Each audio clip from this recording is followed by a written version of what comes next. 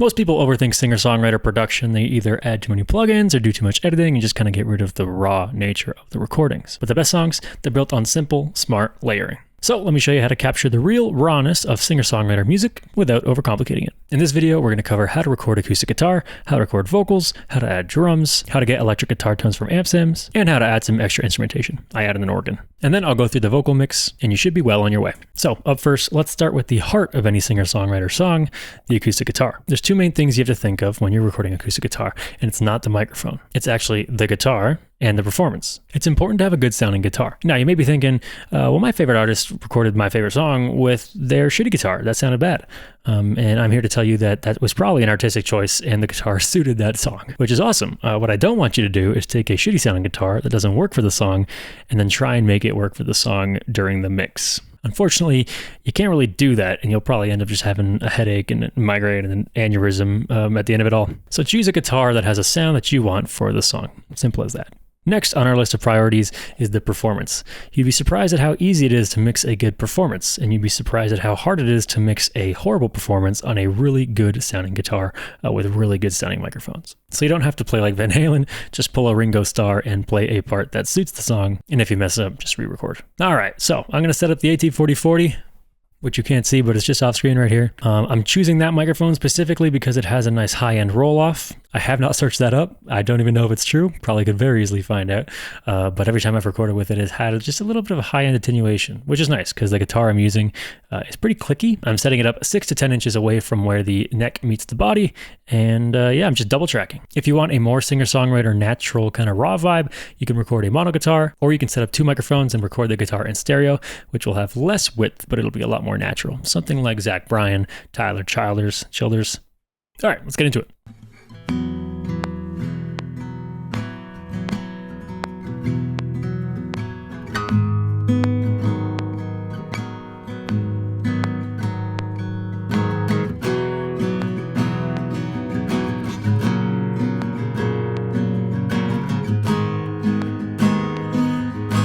So I want to record drums. I don't have a drum kit here.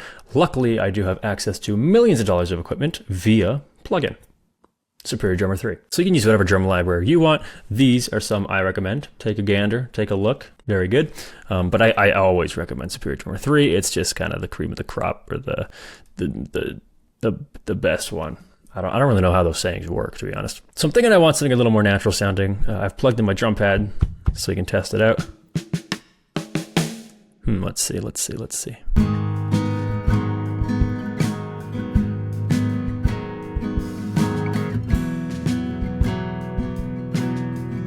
Actually, I do kind of like that. The Custom Shop Easy X is what I'm going to go for. I'll probably do some basic mixing as well, just to kind of make it fit in a little bit more. I'm going to start just kind of coming up with a groove. Just going to improvise the whole thing, see what happens. Most likely I'll have some hi-hats on the verses and some rides on the chorus. And I'm going to play it using this drum pad right here that you see. It's the Akai MPD 218.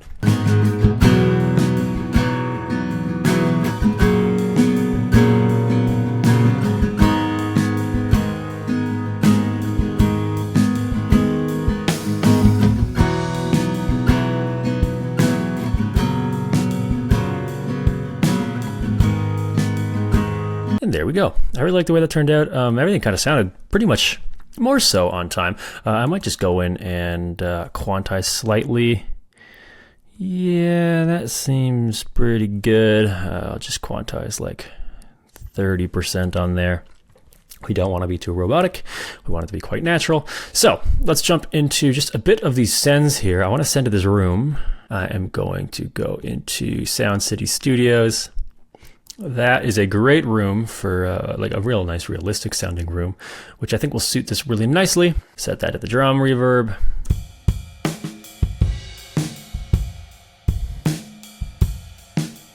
There we go. Now we'll just duplicate it. Call this ensemble room.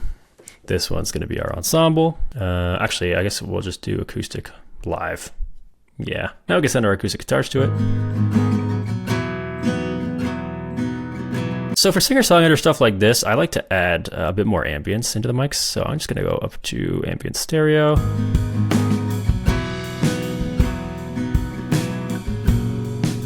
Yeah, and we'll just turn it down a bit. Feels better. Now it's time to add electric guitars. I am going to use Amplitude 5 just because it allows the most customizability, or at least the most customizability from the amps that I have. And I also have my own custom shop pack in there. It's kind of just the guitar tones I use. Like I never really step outside of this custom shop pack because I've kind of got everything I need in it. So I'm thinking I want something a little crunchy. I'll probably go towards the Vinny, which is kind of like a vintage kind of feel. Off to the left or off to the right, I forget exactly how it's panned. Off to the left. Okay, so I think that'll be good. We don't want panning to be symmetrical at all. In fact, I'll probably pan these drums a little bit off to the left, and then, or maybe off to the right. We'll see. We've got to balance it a little bit, but it doesn't have to be symmetrical.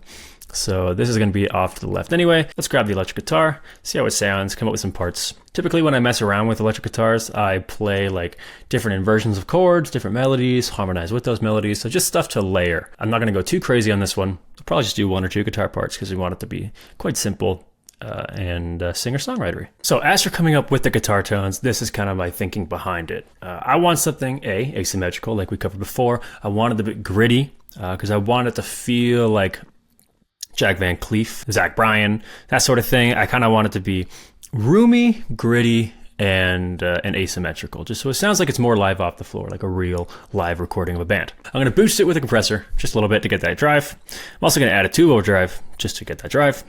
And then we want something vintage and gritty and gross kind of, so I just chose the American Vintage B. So yeah, I mean, a big part of the tone really is the room. So let's hop into the room. The room is just a small room here. It's turned up quite a bit. So if I play this note and I turn the room down, boring. But if I turn it up, so there's that roomness. And you can see we're kind of sitting off to the left.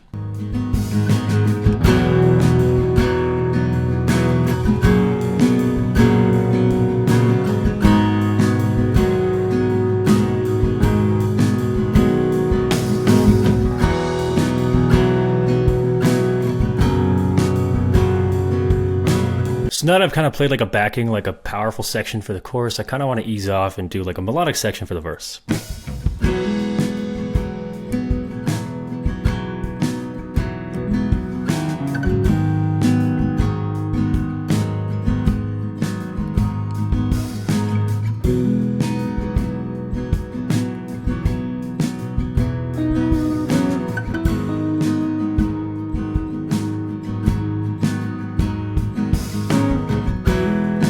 All right, so to break down this guitar part, I have a bit of like a supporting line over here on the chorus.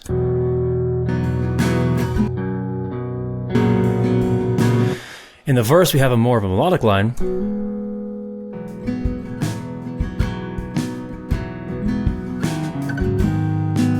And then on the kind of bigger chorus, power chorus, we'll call it, it's a bit bigger and we're playing some heavier stuff. So first we start off with the same thing from the first chorus.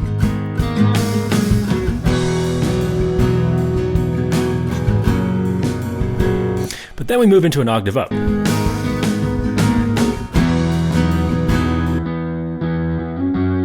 Then we have that, into the 6. That feels a lot nicer. Another thing I want to do as well is I want to add another guitar into the last chorus here. Something to just fill out space. It'll probably be the same sort of thing.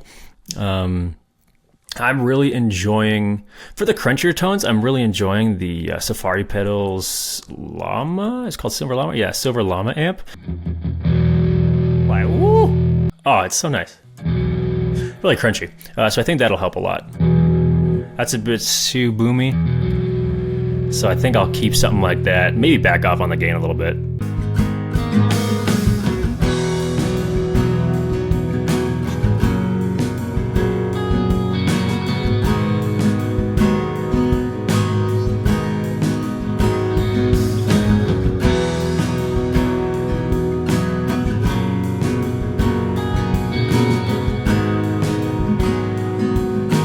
Now, it does get a little rocky, which, I mean, it's typical of me. I love a big rocky outro, or a big rocky chorus. So, I mean, realistically, you don't have to add more instrumentation. It might kind of develop into something that's not very singer-songwriter-y. This, I think we're teetering on the edge of it, but it's cool to go like the far out kind of vision of it, the far out, like what you could possibly do with it.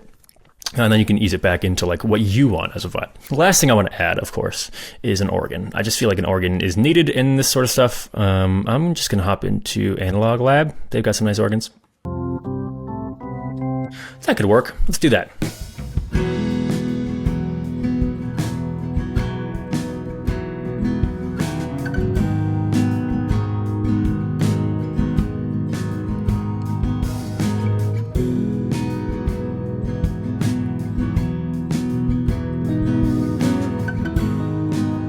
Okay, that's pretty good. You'll notice I don't really need to do too much mixing on here. A couple of things maybe to clean up, but it might not even be like a thing you mix. I mean, singer-songwriter, you can get as unpolished, as raw as you want, or you can get as polished as you want. But for now, I have to go focus on lyrics. This will probably take a while for me, but it'll be a shortcut for you. So, see you in a second.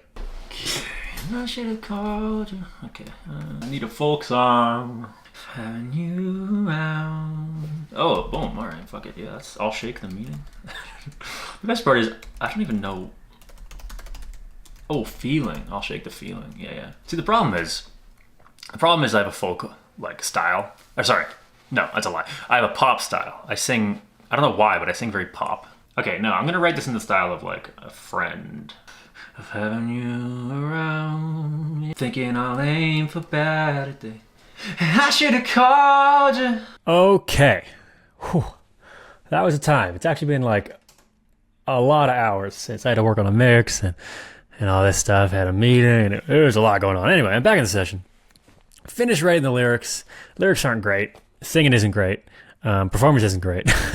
In fact, my voice ends up being very pop based, so you'll kind of hear that in my singing. Can't help it. It's a very pop voice. So it doesn't really help the singer-songwriter vibe that we're going for, but hopefully your voice kind of suits it a little better. So what I did with the voice, with the vocal, was I just wanted it really upfront and natural sounding, sort of. Again, my voice is very poppy, but regardless, it's there, it's up front. Had a lot of harmonies and doubles. So the mix is pretty much done. It's like 80% of the way there. If I was to like actually promote and release and like have this be an actual record, I would spend a lot more time on the mix, but it's there. We'll take a listen, and then afterwards I'll dive into the mix just a little bit. I'm not going to go fully in depth. This is more of a production tutorial. If you want to check out mixing tutorials, there's plenty of videos on the channel.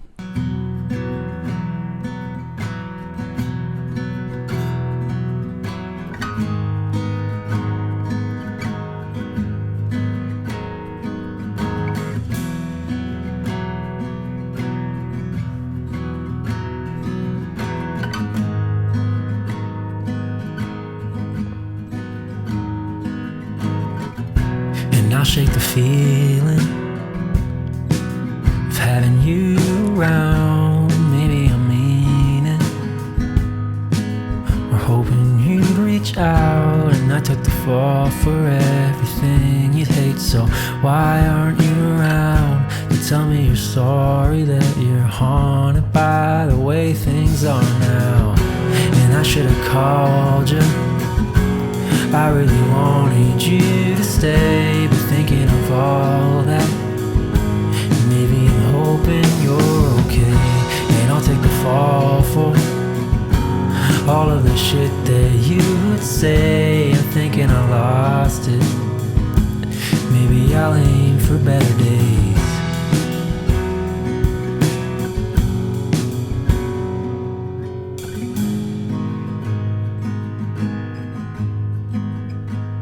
And I don't mind, you think you're fine, but even if everyone's forgotten, you still end up in my mind. And I think I look up at the skyline, knowing that everything you know is stolen right back from our time. And I should have called you. I really wanted you to stay, but thinking of all that, maybe I'm hoping you're okay. And I'll take the fall for all of the shit that you would say. I'm thinking I lost it. I'm thinking I'll aim for better days. I should have called you. I really wanted you to stay, but thinking of all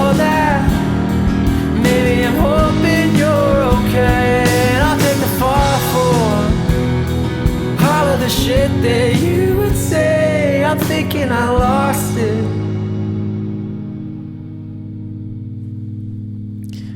There we go. A couple tuning issues there, here and there. A couple like bad performance things, but again, whatever. Those are the vocals. I'm sure yours will be better. The first thing I wanted to do was limit it because there's a lot of these friggin' peaks. Tons of them all over the session. So I just put an L2 on there. Kind of just sitting around where the peaks would jump out. You hear that? Ew, sorry, that was gross. Next, I go into soothe because my voice has a lot of in it, especially in this room. No acoustic absorption, so the is going to be very resonant. So I just did a bit of treatment around there. Yeah. So there's that. Let me undelta that so it sounds better. Next, I went into auto-tune. RVox to really compress the hell out of the vocals. You'd reach out and I took the fall for everything you'd hate so. I guess it's not really compressed the hell out of. We're hitting like max -8 dB, which I think is quite a lot. Next, we have a de-esser. Simple, don't need a lot of S's in there. And then I did some general tone shaping with the multiband. We're hoping you'd reach out and I took the fall for everything you'd hate so why aren't you around? I tend to use multiband compression on pretty much every main part of the mix. I mean the vocals, a lot of the subs. I just love multiband compression. Next I did some parallel compression with the glue compressor. Then we got a dry channel and the 1176.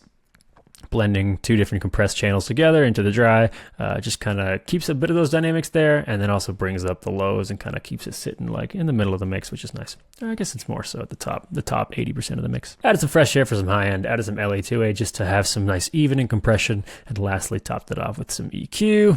That EQ could really go anywhere. I don't know why it's at the end, but there it is. Harmonies all have the same processing on it, more or less. Just kind of like a basic version of it. Not as much resonance suppression, not as much like tone shaping, but they're all going through a reverb, the Pro R2, and that makes it sound like this. I really wanted you to stay, but I really wanted you. I really wanted you to stay, but Auto-tune is doing some heavy lifting there. And then on the main vocal kind of bus, I'd say we just have a bit of compression with the API bus. We have a DS just to get out. There's a lot of S's. I really wanted you to say. There's like 6 different tracks saying say. So some de-essing. Pultec for some brightness. Studer for some, some glue, some tape glue, tape saturation, a little bit of EQ. And lastly, we have a utility just to turn it down about a dB. That's it. That's how you make a singer-songwriter song. Hope you enjoyed. Mine again was a little poppy. That's kind of the fault of my vocal. Regardless, thank you for watching. Hope you enjoyed. Hope you learned something. Goodbye.